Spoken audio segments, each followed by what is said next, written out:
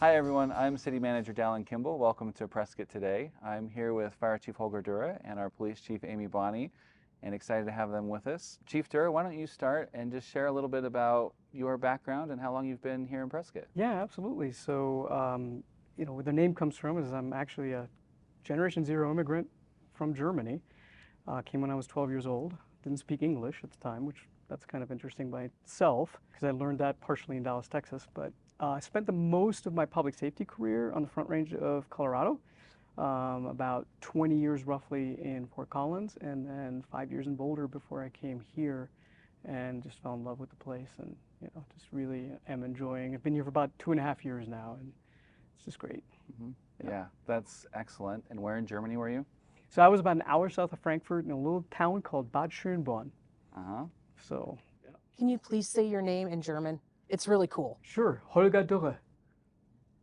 That's not your full name? Holger Henk Durre. There you go. There you go. Yeah. I've tried so many times I can't get it right. That's why we call him H. Yeah.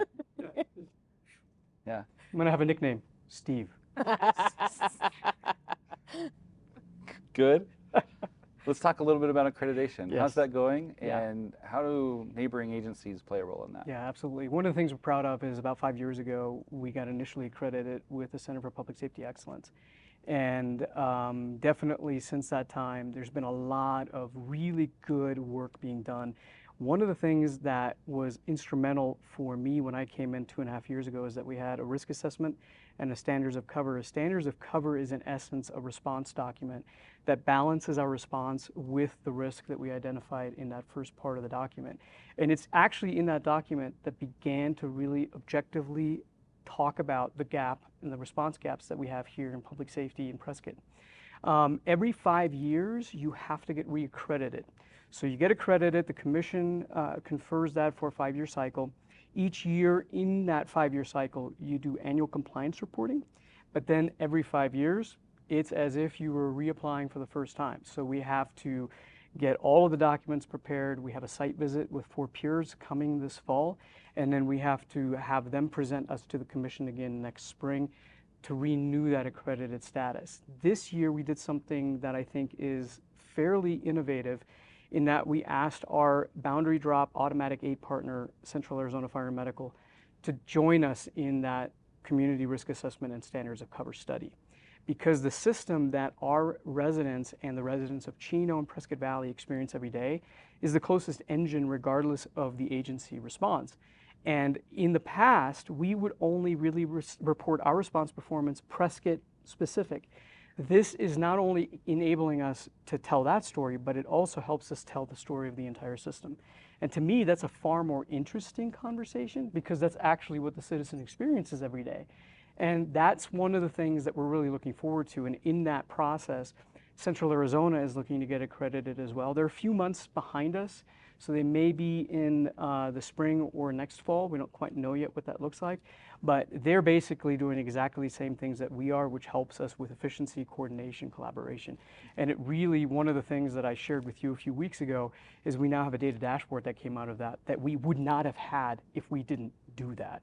So the value for me for accreditation is in essence, it's like having a workout partner that forces you to show up to the gym and do things you might not want to do. It shows our citizens that we have credibility, that we do what we say we do, and that there's a third party validating that against industry best standards. That's a key. Mm-hmm. So. Now the dashboard, tell me more about that. Yeah. Who sees that and what does it tell us? Yeah, so it's a platform called Power BI, which is a Microsoft product, which is able to graphically represent data points from multiple databases. So for instance, our record management system where our employees enter their fire reports is a proprietary software. Our computer-aided dispatch system is another vendor and a proprietary software. And then we might have a database in an Excel sheet in fire prevention. Power BI enables us to connect to the back end of all those systems, aggregate the data together, and then show a graphic representation of what that blended dashboard looks like. The key part of that is the data consumption that you just mentioned, to me, is the most interesting component. Because what I like to see is all the way from the company officer level, which is the person that is in charge of one engine company, to the elected official and the citizen, to be able to have an idea of the performance of our fire department, in my opinion, is part of our outcome-based journey. The other component too is with transparency, just like what we're trying to achieve with the OpenGov software. It's the same thing on response data. You know, right now we're in the community a lot talking about our response data. And as a citizen, I think it would be extremely helpful for them to be able to see exactly what that looks like almost in real time. It'll update in weekly chunks, but considering we were looking at our response data before this in annual chunks, that's a game changer. And the fact that now you can see it in a friendly graphic format with maps, with bar charts, that now makes the data accessible in a way where somebody that's not a mathematician can actually understand where we're at as a department. Mm-hmm. Yeah, so how does that improve service for the average person in Prescott? Yeah, absolutely. Because, you know, the science that's tied to our response times is all about outcomes. You know, it's data points are data points. That's great. But if those data points don't get correlated with something in terms of the impact that we're having, what's our cardiac arrest survival impact? How quickly are we getting there to limit fire loss at a certain percent? And on and on and on and on, then that data becomes valuable. And when the conversation is at the community level and everyone has access to that data and it's not hidden behind some secret door that's kind of taken out just to make a point, now, in my opinion, you've got the ability for the citizen to understand what the value is of their fire department. And in this case, where we are at in terms of being able to meet the expectations of those citizens and how we should close that gap. It becomes a community conversation, not a one-way conversation. Yeah, that's excellent. And then we work in partner with neighboring agencies. The council just passed an agreement, Yep. Again, to renew that. Yep. And between the data and the partners and, you know, the investments the city is making, we're putting it all together and delivering for the people, right? Yeah, yeah. And that's the exciting part is that's what government is all about, good government, right, is accessibility and, you know, interpretation by the average citizens. We don't want this to be so heady and so academic that people can't make head and tails of it, because to me that doesn't help with transparency and trust, and that's, we're responsible for transparency and trust. Right. So. Right. And so maybe a new service or an improved service that we're adding is with the fire marshal. Yes. And the work that they're going to be doing. How's that recruitment going? Yeah, so we just cut it down to the last 3 finalists.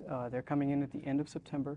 We're going to have 3 separate panels, including some community stakeholders. Of course, that's a very politically dynamic position, and our builders community as well as our business community is getting brought into that process to help evaluate that. We have 3 extremely qualified candidates. Choice is going to be hard. One of them is from here in the area, and then the other 2 are from out of state. And all of them bring various perspectives, but they're all what I'm looking for in a fire marshal, which is somebody that's interested in the relationship with the community. If a fire marshal comes in and just slams a code book around and wants to prove to you how much code knowledge they have, they're not an effective fire marshal. And in Prescott especially, you need to be able to have the context, understand the history, build the relationship, and find compromises and solutions in order to be an effective fire marshal here in this city. You know, larger cities, that might be a little bit different, but Prescott is unique in that, because we have to obviously ensure that the minimum level of safety is assured. We also have a very complex code environment, because the Wildland Urban Interface Code doesn't impact a lot of communities around the state the way that it does here in Prescott. Sure, we have the fire code and we have the building code like any other community would, but that Wildland Urban Interface Code component is a very complex animal, and it has to be able to mesh with those other code sets in order for it to actually make sense. Implementing, let's say, just one specific aspect of one of those codes without understanding the bigger picture is not going to be sustainable. And I'm looking for a leader that's able to put those pieces together and all the while understand that around it there has to be a relationship with the community. Mm-hmm. Yeah, so at the end of the day, again, how does your average Prescott resident, how do they benefit from this? Yeah, and my hope, and this is, you know, I've used this at some of our public safety open houses, just like the rest of the fire department, the fire marshal especially is like a good referee in a sports game. Our residents should not even notice it, other than the fact that they're in safe, occupiable environments, that they feel like fire safety is being taken care of. And that requires proactivity. The police department is far better than we are at being proactive. Fire service forever has been reactive, and we kind of, get proactive with the leftovers that make us look good.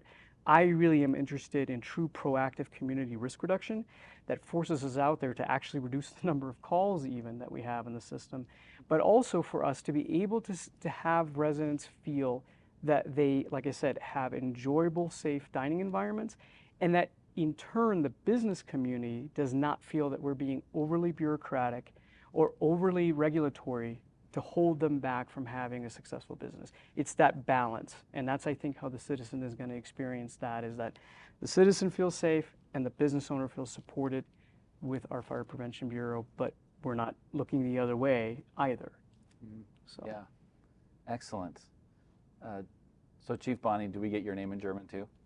No, because I'm Polish, and I don't speak that language. So, and just Amy. Wow. Yeah. You put me on the spot, and then you're not willing to take the spot yourself. This is very much like our relationship. Can you say my name in German? Is there a German equivalent? I don't think there is. Okay. Like anything close? You got to give me a good German name, not Helga. Oh, I'll give you a German name. Yeah, but you can't put me on the spot like that. You gotta think about I'll give you the German name for rock star. How about that? Oh, I like that. What is it? Rock star. Okay. Anyway, hi. Well, tell us a little bit about, how long have you been here in Prescott, and what has your experience been as chief?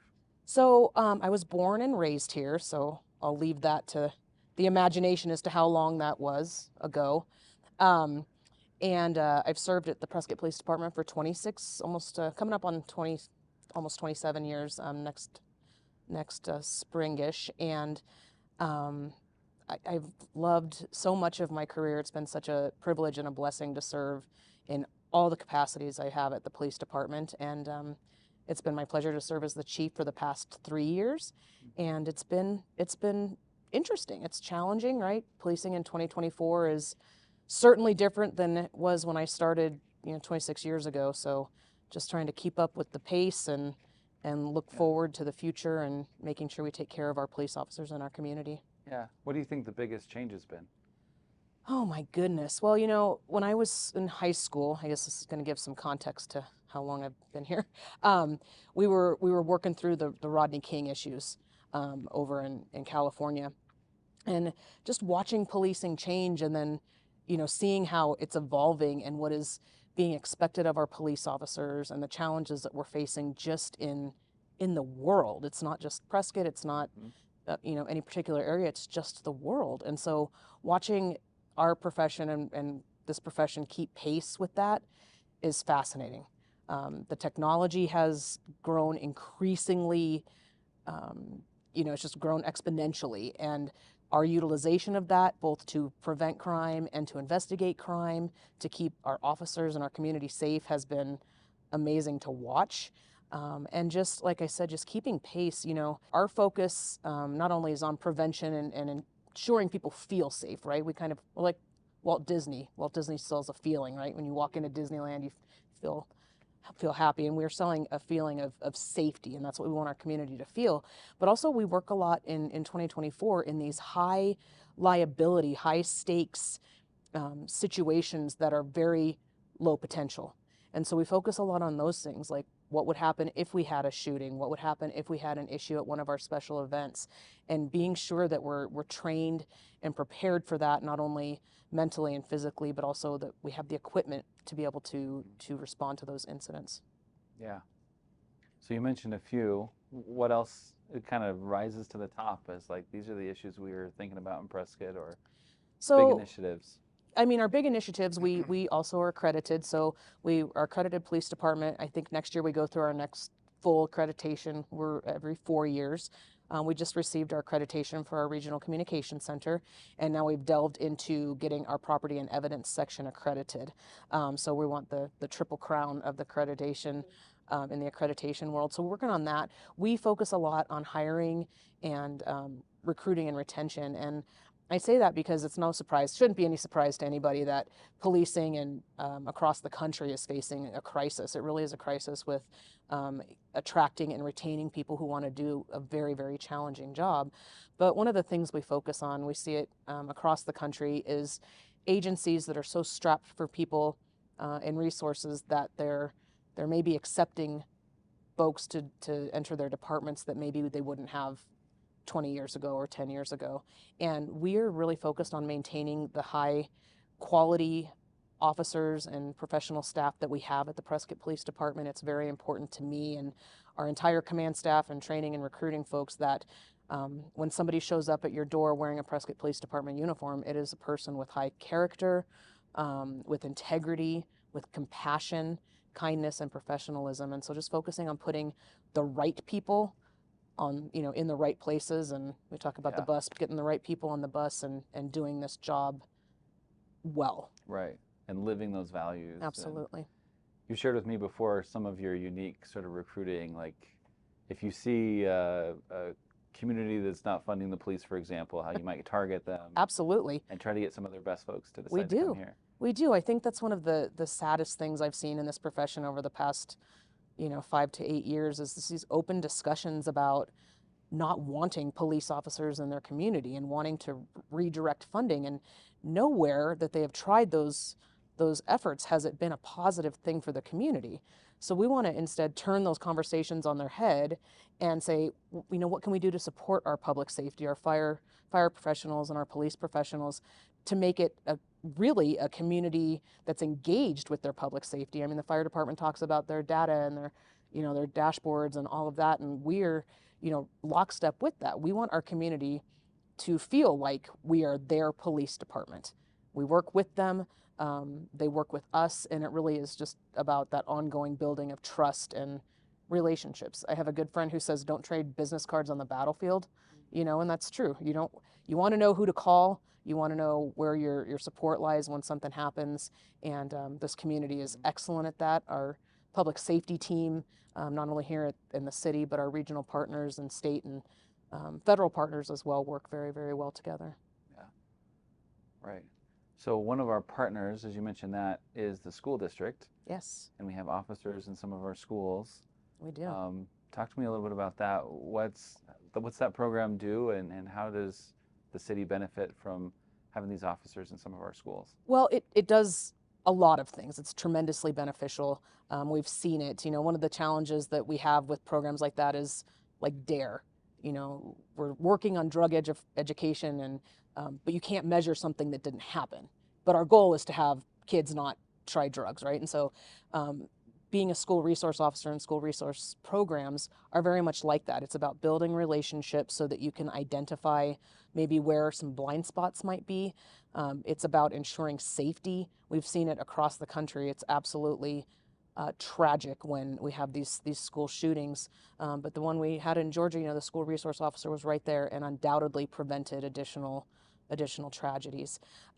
So it's about safety. It's about relationships. We have a officer at Prescott Middle School, and we have an officer at the high school, and they are really invested in those kids. They're invested in those schools. Their cars have the mascots on them, and they're super proud to work there to support those kids. And my middle school resource officer told me a story this summer that just, I think, kind of encapsulates why we do what we do. It's like, safety, yes, but also he said there was a young man that would come into his office every morning with a burrito, and he would say, "Hey, can I sit and eat my breakfast in here?" And Andrew was just the nicest guy, and he's like, "Well, of course." And so he developed this, very cool relationship with this kid. And the last day of school, this young man brings him a burrito, and written on the burrito said, "Thanks for being the reason I come to school every day."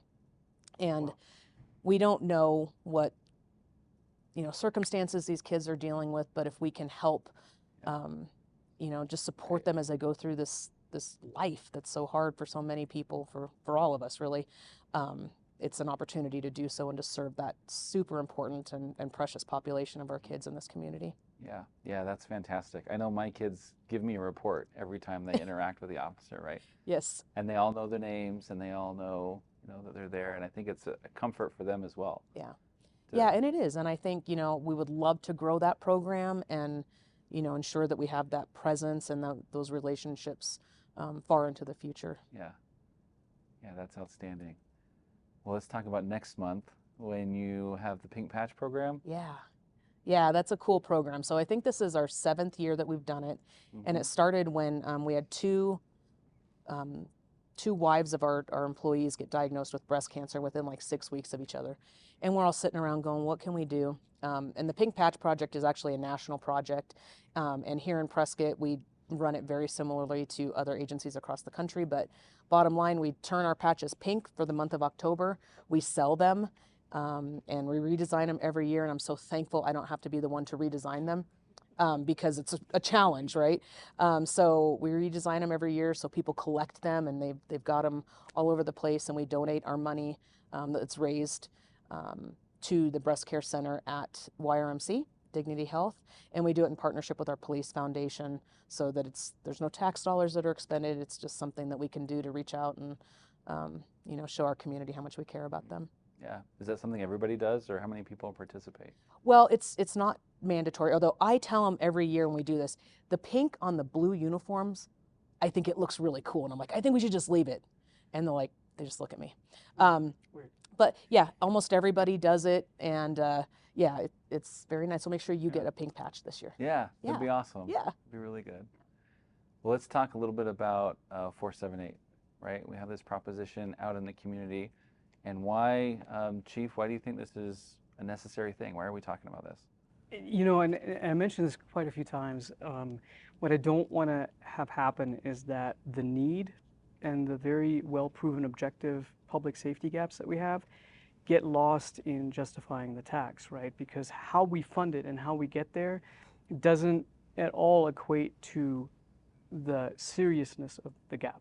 So that being said, both police and fire have not had significant structural upgrades, whether it's in personnel or facilities, since the mid-90s, really. We've added a few positions in fire that are just backfill coverage positions, but by and large, we've not added a fire station. We've not added any additional response opportunities for us to really be, again, proactive.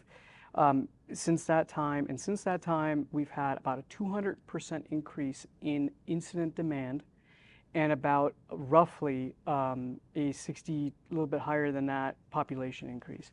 That's significant. And while I would say in the mid-90s, we were kind of right in the sweet spot, as time went by, you know, we're not able to serve the community in the manner in which we want to. Now, in the fire department, response times is one of the primary things that we deliver to the community because, again, at the end of those response times are better outcomes for people experiencing emergencies.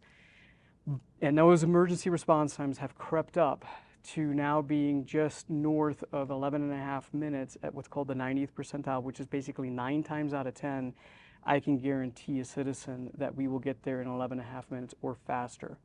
At that point, that gives you about a 5-minute gap between what our current council adopted standards are and what our current reliable, reproducible performance is.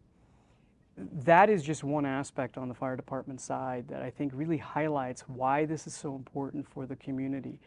We are in a community that obviously has a significant wildfire threat, and we're starting to do things like hiring Conrad Jackson as our wildfire risk manager recently to get proactive about that. However, the threats in this community from wildfire, just regular structure fire, we have a community that is aging and that has a higher demand for medical and emergency medical needs.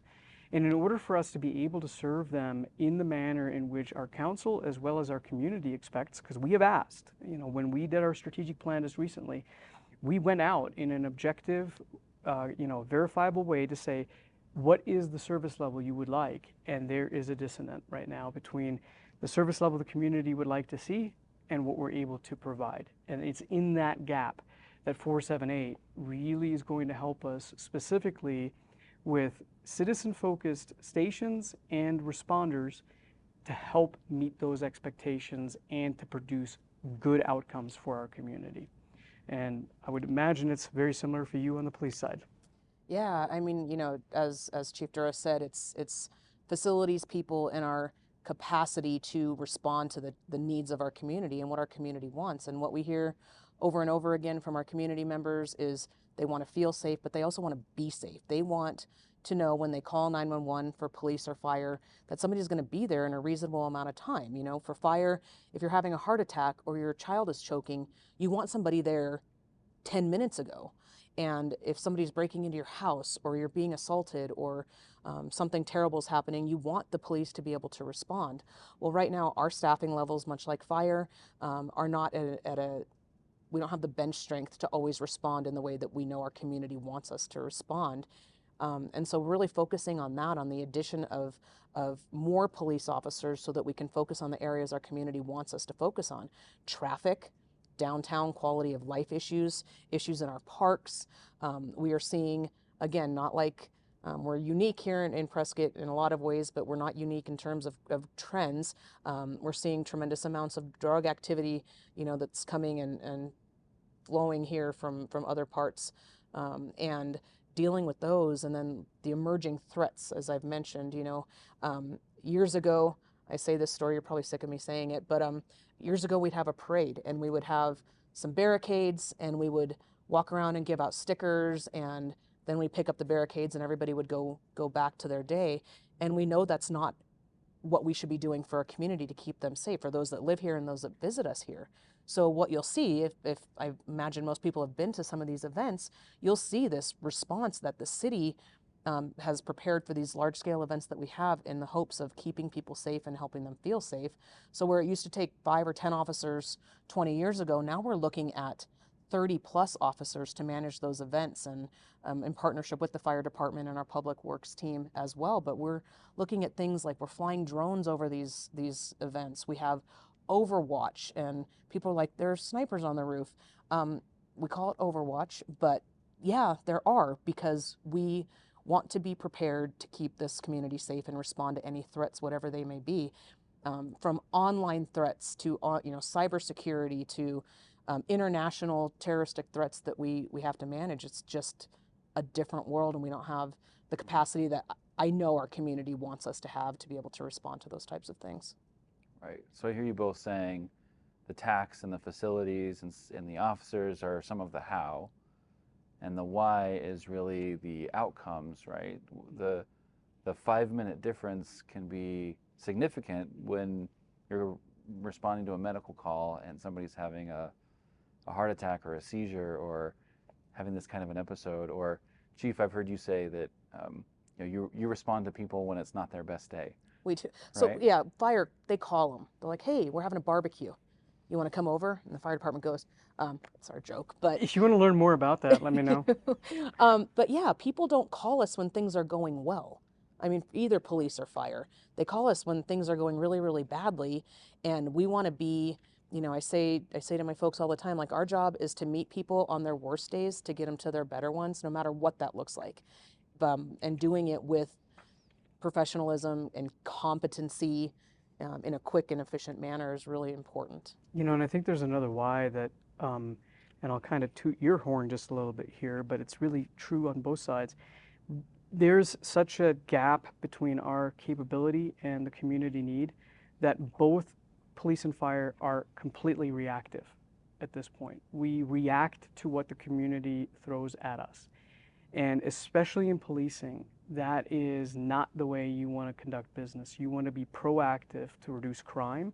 On our side, we want to get more proactive as well, of course, on community risk management. However, even things like putting in more innovative response practices, you and I have had great conversations about, could we put a smaller, more nimble unit in service to help us with these lower acuity calls that we don't necessarily need a fire engine. You can absolutely do that. The problem is you can't do that instead of the fire engine. Our level of the ability to put those innovative practices in play needs to get basically plan A. That emergency response backbone has to come to level before putting those other resources are even going to be effective or really responsible and safe for the community to have that. I get the question like, well, instead of opening a station, could we just put a light pickup truck where a station needs to go? That's, mixing analogies.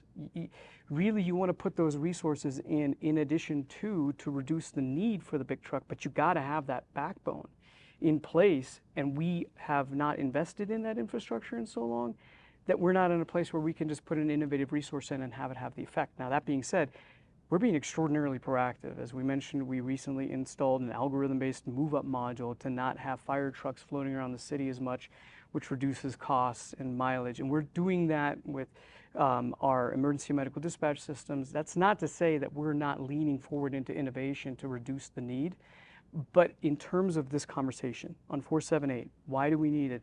We have got to get caught up to the place where the police is far more proactive than they are, and we're in a place where we can put innovative and practices in place so that we're as cost effective and efficient as we possibly can. But until that balance gets struck, we're not going to be in a place where we can responsibly do that. Yeah. So I hear you talking about the population increase since 91, 76%, but a 200% increase in calls, specifically fire and medical calls. I believe, Chief, your number is something like 160, 170% increase in the number of calls. So it's disproportionate to the growth in the population. And yet we hear some questions about, like, should just the new folks have to pay some kind of a fee or a tax to pay for new stations, for new officers? So where would the services be? We're talking about adding stations, adding services.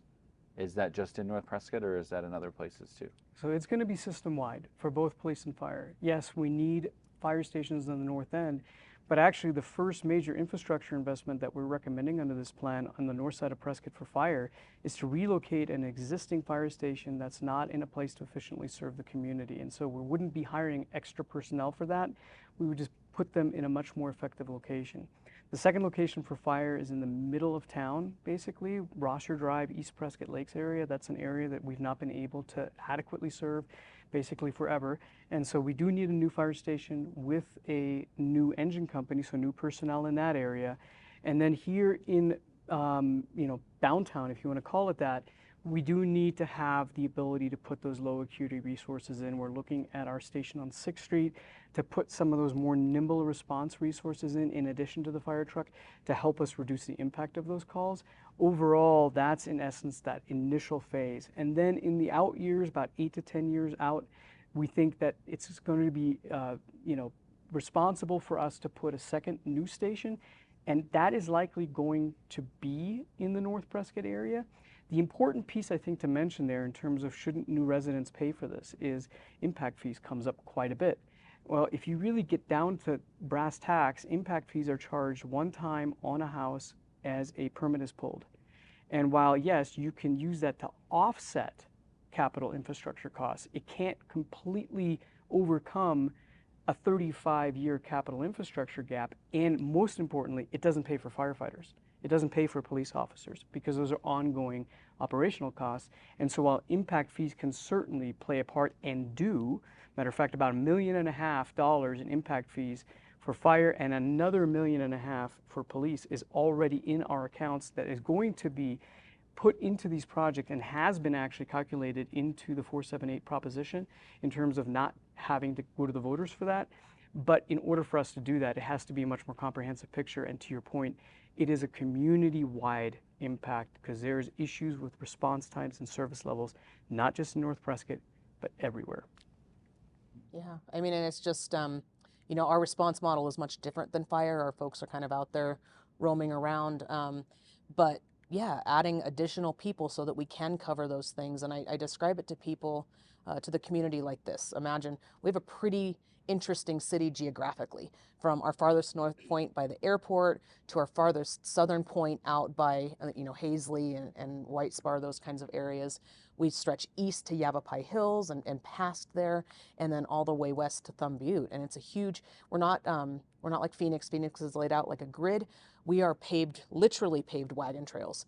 So responding to those, certain areas, remote areas for both police and fire is definitely a challenge. But also, if you imagine, we've got some of that congestion up north, and if we get a serious injury, collision near Phippen, for example, it's going to take resources from both police and fire to investigate, to make sure people are treated and clear up that crash scene. Well, meanwhile, while everybody's doing that up north, if we have a medical incident or an assault down near Thumb Butte, right now maybe we can cover that, but on most days we really struggle to do that. And so I talk about it in terms of bench strength, just making sure we can pull people to be able to adequately respond to those emergencies, and keeping up with those kinds of things that are so manpower intensive is, I think, a critical issue for both police and fire.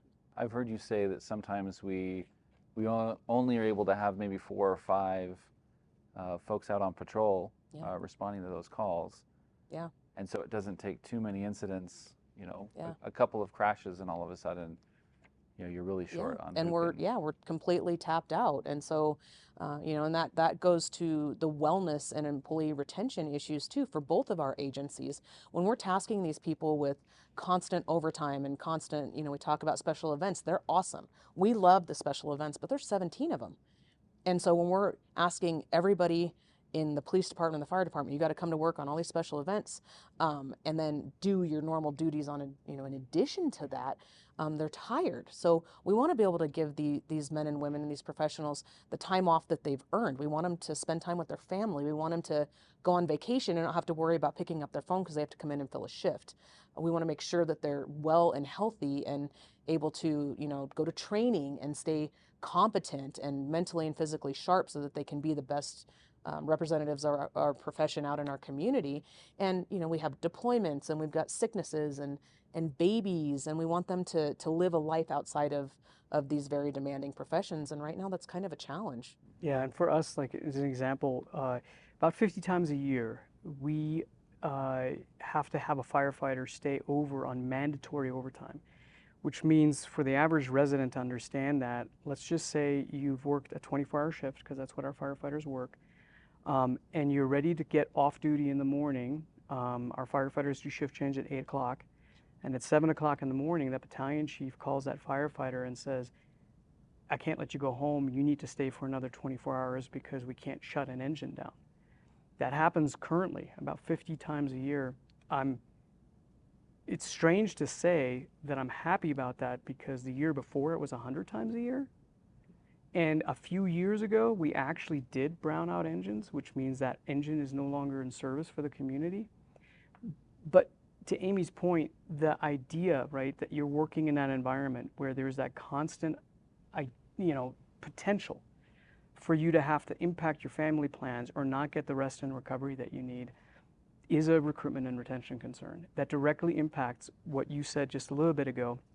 At 2 o'clock in the morning, when a firefighter walks into somebody's living room and I'm not around, I need to have 100% trust that they're going to do the right thing. I need to have an environment where I can attract those and retain those types of high trust, high integrity, high performance employees. And that is part of this conversation. It really is. I've gotten the question, well, is this about increasing salaries for police and fire? Absolutely not. This is about having a respectful environment that supports our ability to be able to deliver the service that our residents have come to expect.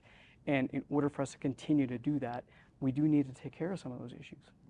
So again, I hear you talking about outcomes, right? And about, yes, there are impact fees in place. Yes, there are some things development does as that comes in to provide services, but it provides service at a particular level.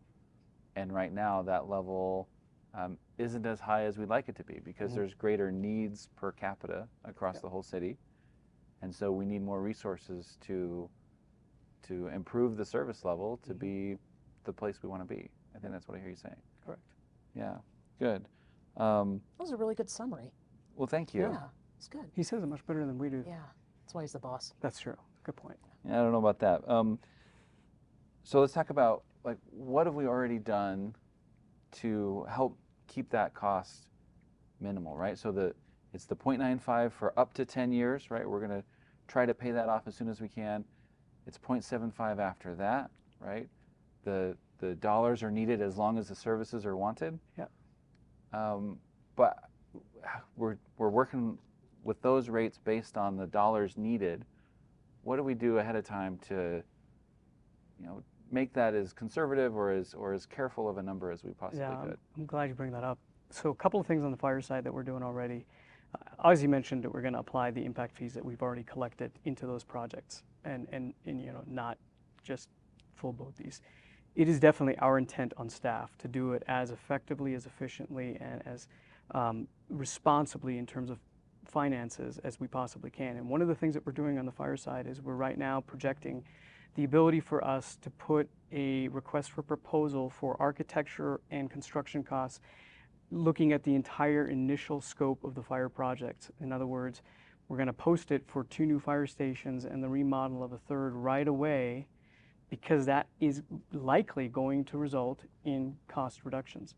The other thing that we did when we put this proposal together is we had a construction firm familiar with public safety, with fire stations, give us an estimate of per square foot construction costs on what we would need to have a modern fire station. And then we also checked in with local contractors and the Contractors Association to make sure that we were, regionalizing and localizing our costs. And actually, not surprisingly, went even a little bit higher than what the construction firm gave us. And that's how we arrived at those construction costs. That's a projection, right? There is value engineering. There is all kinds of things that we can do in the construction side of things, looking at partnerships in the community to reduce property costs. For instance, we have to potentially acquire parcels, right? And then a great lead-in is that we have already talked about the potential to put police substations into fire stations. And I think it goes even further than that. For instance, fire stations are a great place. We need classrooms. Firefighters have a significant need for continuing education, and when you have them in fire stations satellited away from a central location, you need to have some kind of an educational component in fire stations. Well, that space can also be used for city meeting rooms. It can be used for HOAs to come to the fire station and have those meetings. And on top of it, the square footage, since we're building it and putting infrastructure in, can also be leveraged for other city services and other city service infrastructure needs. For instance, IT backbones. It makes some sense to have that distributed throughout the city. And if we're going to have a fire station come out of the ground, why would we not look at the cost savings of partnering with our other departments to bring that in? Because to your point, a fire station these days costs $12 to $14 million when you include the land and the furnishings. That's a lot of money. We shouldn't make that investment, in my opinion, without looking at what else we can do with that money and capitalize on the efficiency. Yeah, and one of the things we talk about, and when we go out in the community, even outside of this 478 discussion, is really how important the relationship that our 2 departments have. And I cannot stress it enough that this is a shared responsibility for safety in this community. And Holger and I are like, twins. We don't do nearly anything without checking in with the other to make sure that there's, I ask him all the time, what am I missing? Where are my blind spots? Is there some efficiency that we can find as a result of this? And as we honed in on those numbers for what it's going to cost, police needs a new property and evidence facility. Well, I've never built a property and evidence facility, so we really relied on those industry experts to come in and give us those square cost per square foot estimate.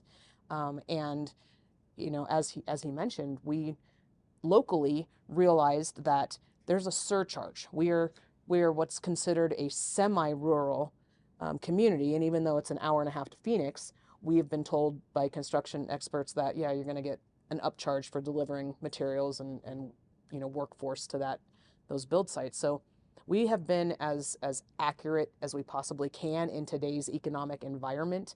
We have been as realistic and honest with our needs, and both for police and fire and those that we share together, and doing it in partnership with one another and with our regional partners as well.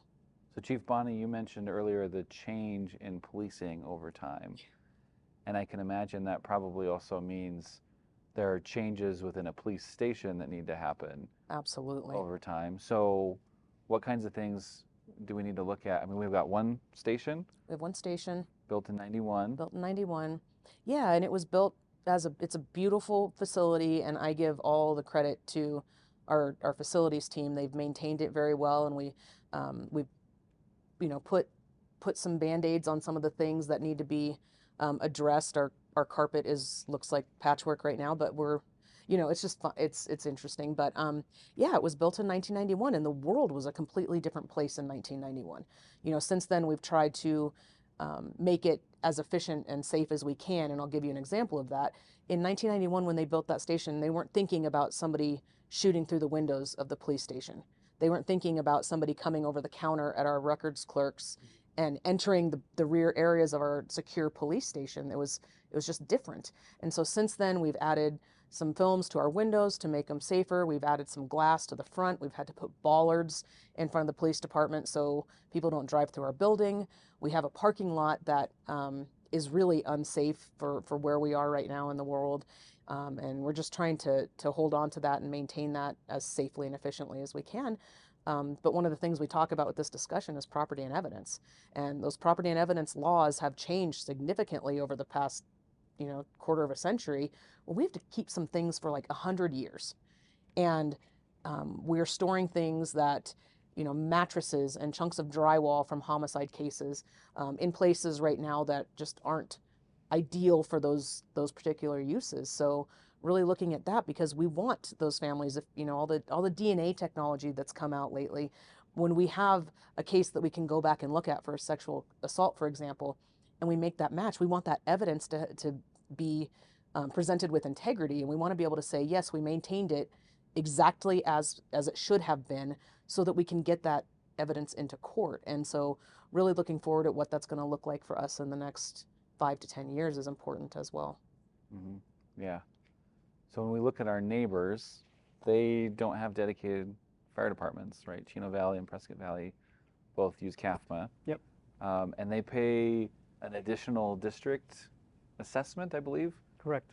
For that. Yep.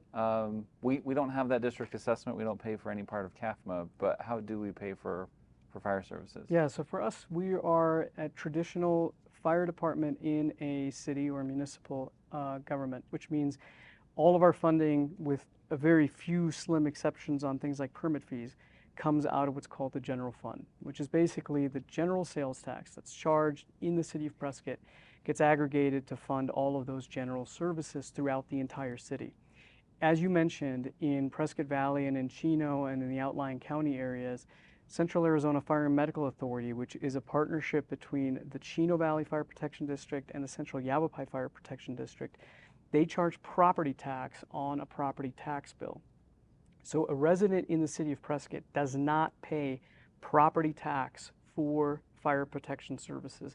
And when you compare those two and you put the combined tax impact for a resident of Prescott Valley or Chino next to the combined tax impact of somebody living in Prescott, Prescott residents pay roughly 1/3 in total impact between sales tax and the property tax that a city of Prescott resident does pay, compared to those other two communities, because again, our fire services are part of that overall general fund.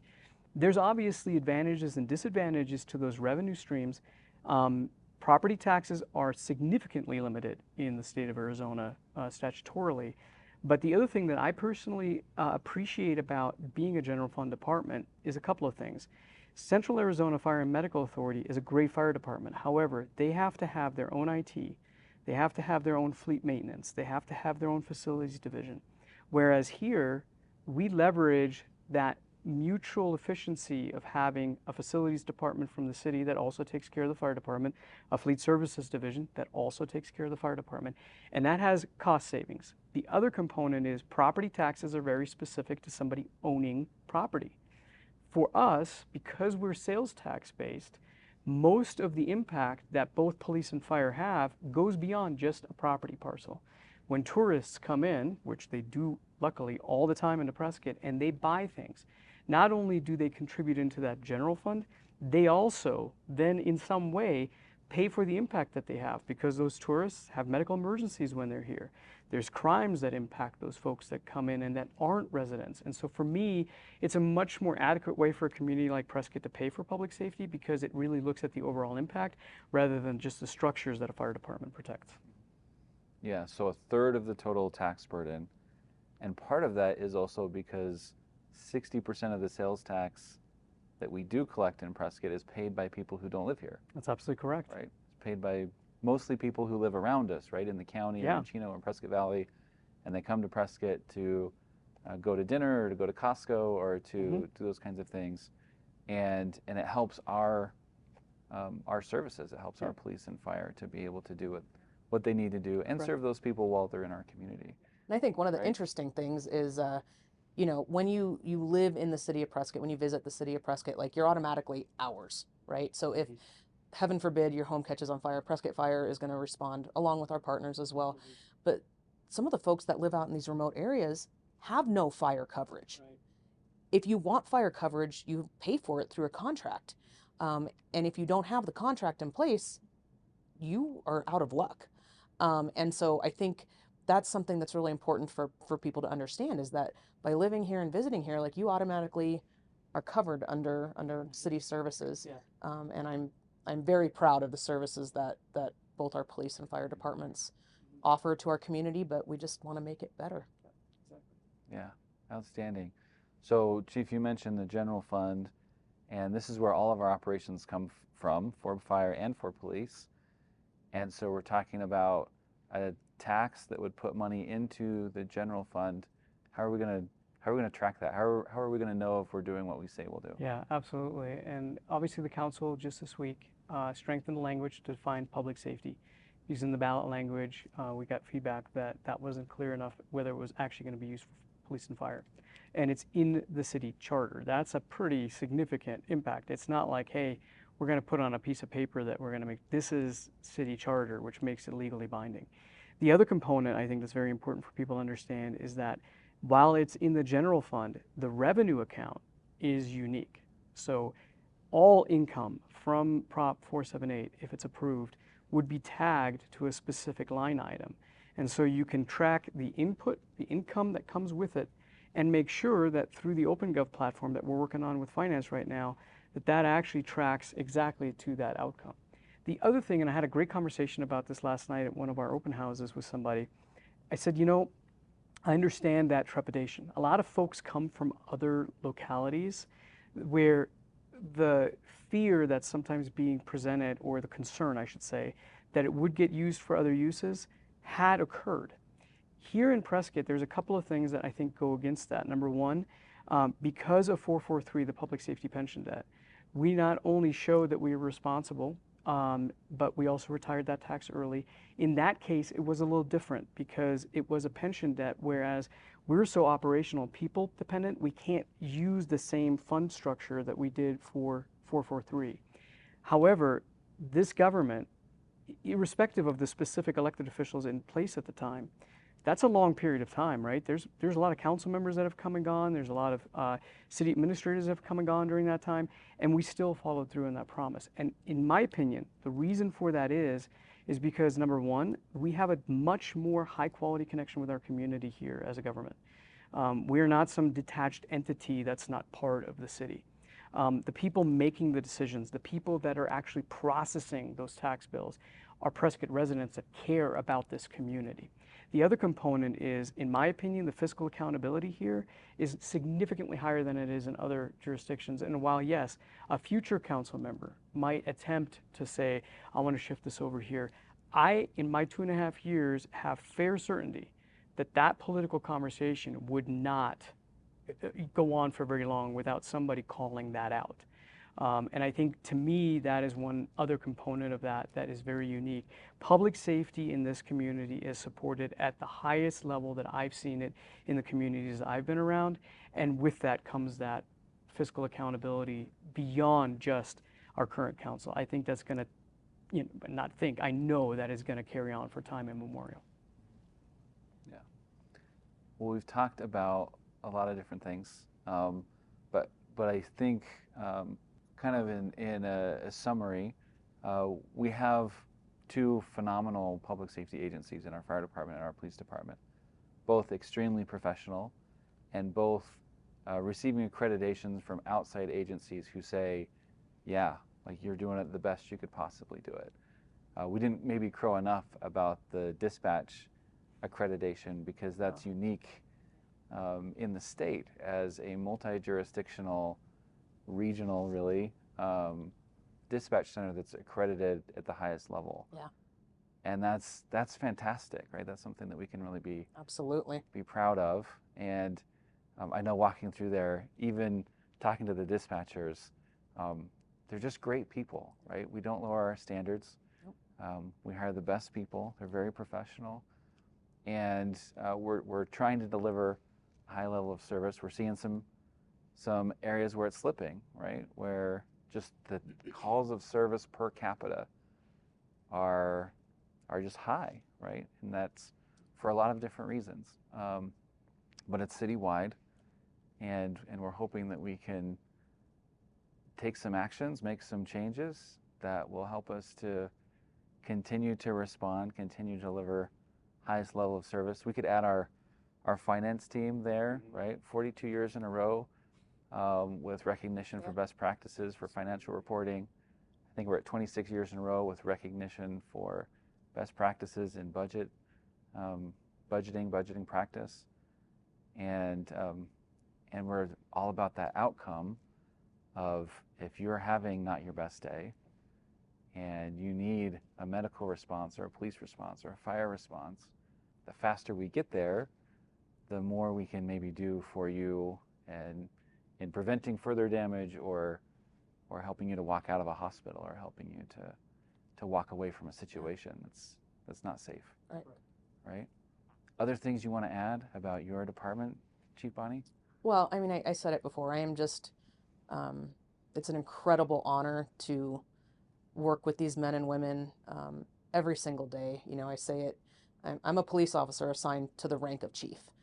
It's what I'm currently doing now, but it is my incredible privilege to be in this position and lead them and work alongside them and with them, and they are the very best, and I just want to be able to continue to support them and this community and love them and make sure that they're safe and that we're ready to respond. So I'm very proud of them, each and every one of them. Yeah, they're really fantastic. Yeah. Chief Durre. Yeah, very similar. You know, I've been in public safety now for 24 years, and this is by far the best fire department that I have been privileged to work with. And very similar to Chief Bonney, I find myself as a firefighter assigned to being a fire chief. And the reason why I say that is because that heart of service, that commitment to the community, while I sit behind a desk, I still feel the same responsibility to make sure that this community is safe than I did when I was on a fire truck. And right now, that happens to be that we're in this conversation about funding and closing that gap. That's my responsibility in my role. I swore, literally, to take that as seriously as I need to make sure that our community is safe and that our firefighters are supported. One of the things that makes our fire department so unique is that we have, by and large, hometown firefighters serving their hometown. There's a lot of fire departments around the country that have gotten away from that. There's a lot of folks that have firefighters that commute in long distances to work, and then they go back to a community sometimes up to 2-3 hours away. And it's partially because of the shift schedules and just the cost of living, right? Well, that changes the dynamic and the interplay between that fire department and their community. And what makes us so special is that our battalion chief graduated from Prescott High School. You know, we've got our firefighters that went to Abaya Judd, and they're invested at a level that a lot of fire departments cannot produce. For me as a fire chief, what that means is when we're talking organization-wide about innovative practice, our culture, the way that we implement policies, we do it in a completely different way. I'm almost embarrassed sometimes when I'm at chief conferences and I hear other fire chiefs talk about the challenges they have in their organizations. I don't have to contend with some of those challenges because of exactly what I just said. I've got a mix of folks that is a secret sauce that this community should be extremely proud of, and I am beyond proud of, and just get excited to get out of bed every morning and get to work with these folks. It is pretty powerful. Yeah. It's outstanding. I have the same thing, right? As I've come here, I've only been here since May, and I knew it would be pretty awesome from interviewing and talking to everybody, but then actually digging in and meeting people. And I think when I was new, I was kind of bracing myself for like the person who was maybe a troublemaker or whatever, and I was going to get a good story. And I never got that. I never got watch out for this guy, or it was always like, these people are all fantastic. They're all great. They all really care. It's real for them. It's personal for them, and they just want to do a really good job for Prescott. And I see that in the two of you as well as leaders of those departments, that you're invested, you're in it, you're very professional, and your troops reflect their leaders, right? And so I appreciate that in both of you. Thank you. And thank you for being here today. And we'll thank the folks who are watching for following along today with Prescott Today. I'm Dallin, Kimble, City Manager of Prescott, and your host. And I've been here with Chief Bonney and Chief Durre talking about our police and fire departments. Have a good week.